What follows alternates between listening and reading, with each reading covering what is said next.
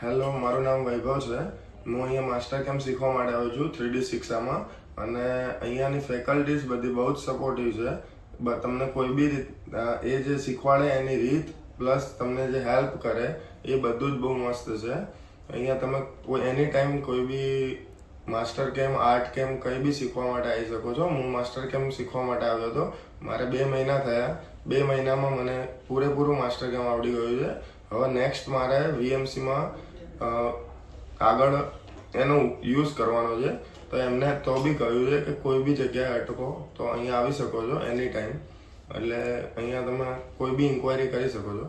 અને અહીંનો તમારો એક્સપિરિયન્સ કેવું રહ્યો તમારું 2 મહિનાનું? એક્સપિરિયન્સ ખૂબ જ સરસ છે કે કોઈ બી આપણે ટાઈમિંગ પ્રમાણે કોઈ બી શિફ્ટ આપણે જોઈતી હોય, ધારો કે સવારનો ટાઈમ હોય તો આપણે સવારે બી આવી શકીએ. કોઈ વખત તમારે ટાઈમ ના હોય ને સાંજે બી આવવું હોય તો બી આવી શકીએ છીએ. એટલે આપણા યુઝફુલ ટાઈમ પ્રમાણે આપણે એડજસ્ટમેન્ટ બી થઈ શકે છે. ઓકે. અને તમારે પોતાનો કદાચ VMC છે ને? હા. તમે અમે માસ્ટર કેમ્પનો કેવી રીતે યુઝ કરવાનો છો હવે? માસ્ટર કેમ્પનો યુઝમાં એવું છે, VMCમાં જે પ્રોગ્રામિંગ આવે એ માસ્ટર કેમ્પ થ્રુ જ થાય છે. એટલે મારા VMC મશીન છે તો એમાં જે યુઝ પહેલાં મારે જરૂર પડતી હતી, જે હું બહાર કરાવતો હતો, એની જગ્યાએ મેં વાત કરી અહીંયા તો એ પ્રમાણે અહીંયા કોર્સિસ ચાલુ હતા.